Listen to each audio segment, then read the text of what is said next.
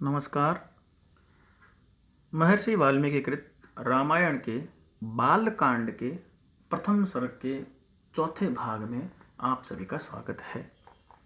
हमने अब तक ये अध्ययन किया कि महर्षि वाल्मीकि नारद जी से ये प्रश्न करते हैं कि संसार में जो सर्वगुण श्रेष्ठ व्यक्ति है, आप मुझे कृपया उस व्यक्ति के बारे में बताइए जो इस संसार में सर्वगुण संपन्न है।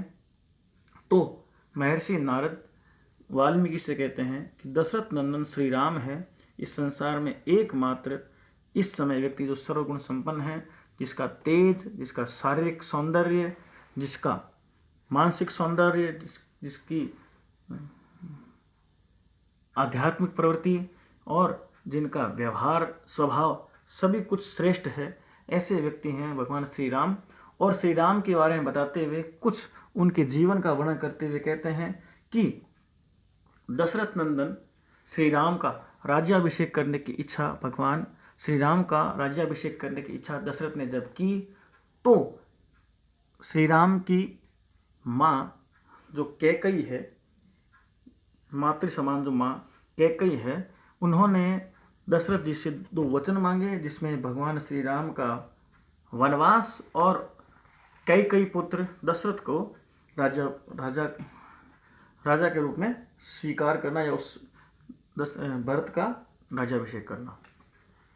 उसे आगे बताया जा रहा है कि स जगाम वनम वीर प्रतिज्ञामनुपालयन् पितुर्वचन निर्देशात् कैकेय्याः प्रिय कारणात्।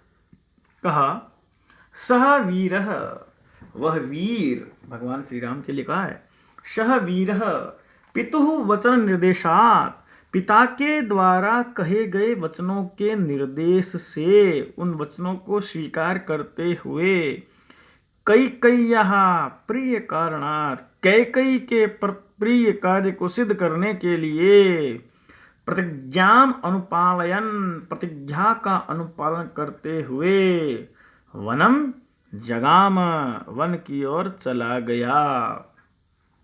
महामुनि नारद है, वो महर्षि वाल्मीकि के लिए श्री राम के व्यक्तित्व की आगे की घटनाओं की सूचना देते हुए कहते हैं कि श्री राम वीर होने पर भी, अर्थात राज्य का पालन करने में समर्थ होने पर भी, पिताश्री के द्वारा कहे जाने पर उनके वचनों का निर्देश स्वीकार करते हुए, माता कैकेयी के प्रिय कार्य यानी श्री राम का निष्कासन, भरत का राज्याभिषेक, इसको सिद्ध करने के लिए अपनी और अपने पिता की अर्थात दोनों की आज्ञा और प्रतिज्ञा का पालन करते हुए वन की ओर चले गए।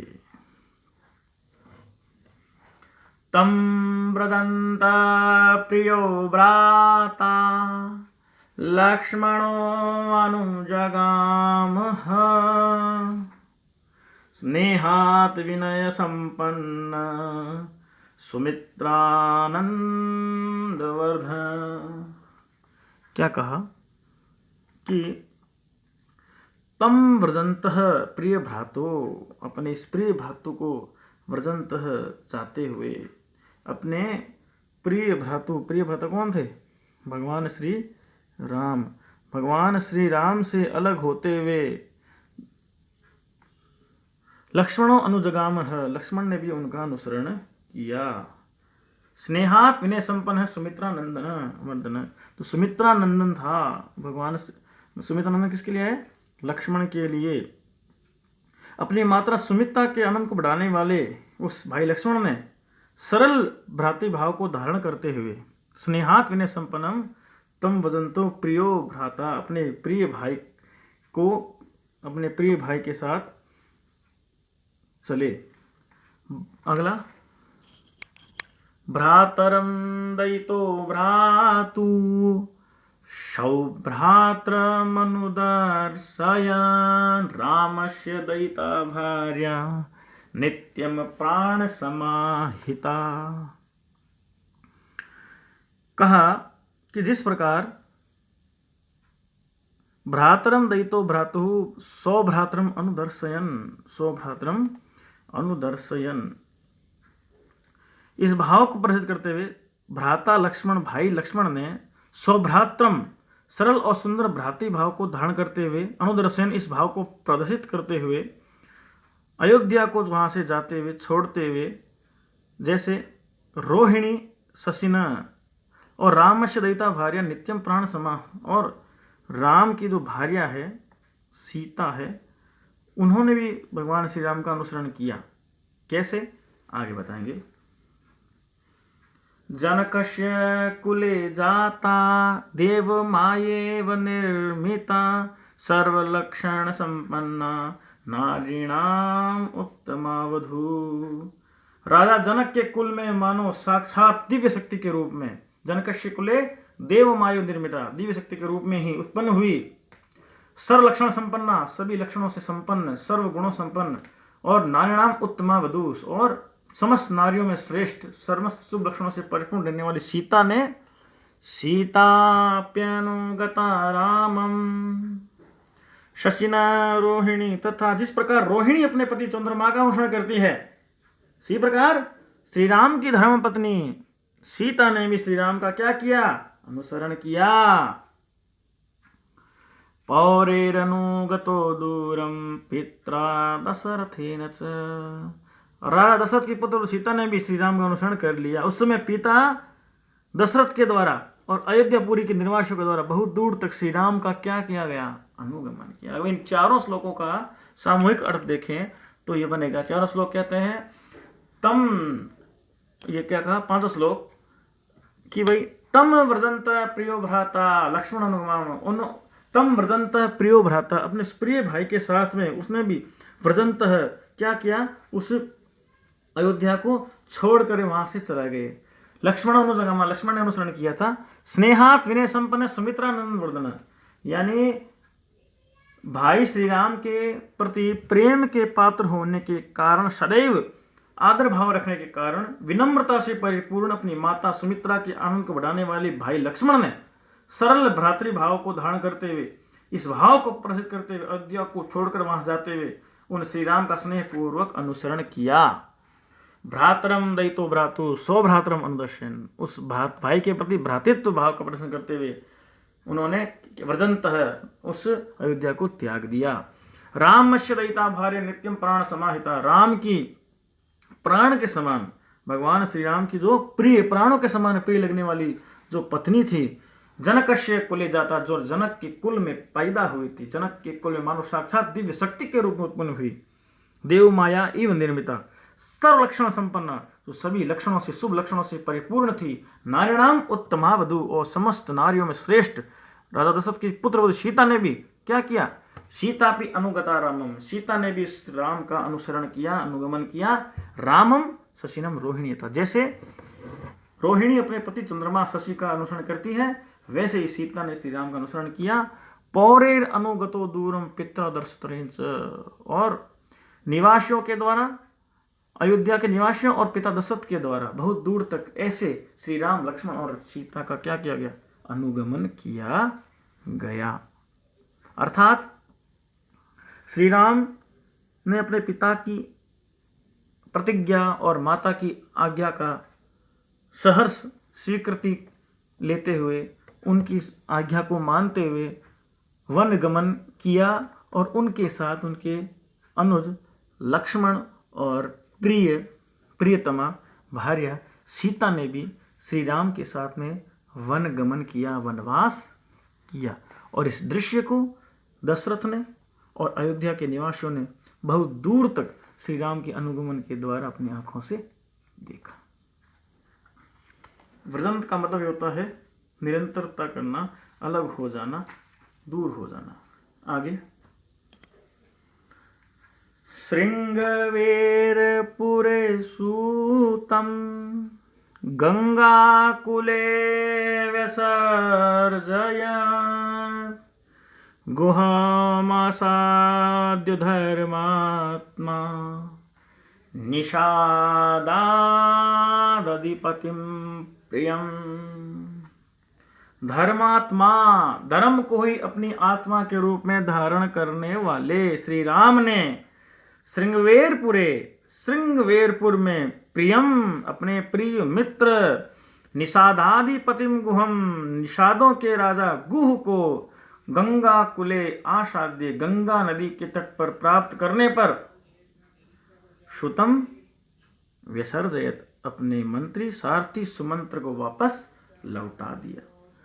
जैसे ही तीनों आगे बढ़े, चलते चलते गंगा नदी के तट पर स्थित श्रृंगवेरपुर में पहुंचे। इस स्थान पर धर्म को आत्मा के रूप में धारण करने वाले श्री राम ने अपने परम प्रिय मित्र निषादों के राजा गुह के साथ मिलना हो गया और वहां मिलने पर उन्होंने अपने सारथी सुमंत्र को भी श्रृंगवेरपुर से ही वापस अयोध्या की तरफ लौटा दिया। गंगायाः कूलम, कूलम का मतलब होता है तट या किनारा। गंगा कूल का मतलब गंगा का किनारा। धर्म आत्मा यस्य च, धर्म ही है आत्मा जिसका, ऐसा वह बहुव्रीहि समास धर्मात्मा। किसके लिए आया है? भगवान श्री राम के लिए। और क्या कहा? गुहेन सहितो राम लक्ष्मणेन च सीतया ते वनेन वनं गत्वा नदेस्तीर्त्वा बहुदका।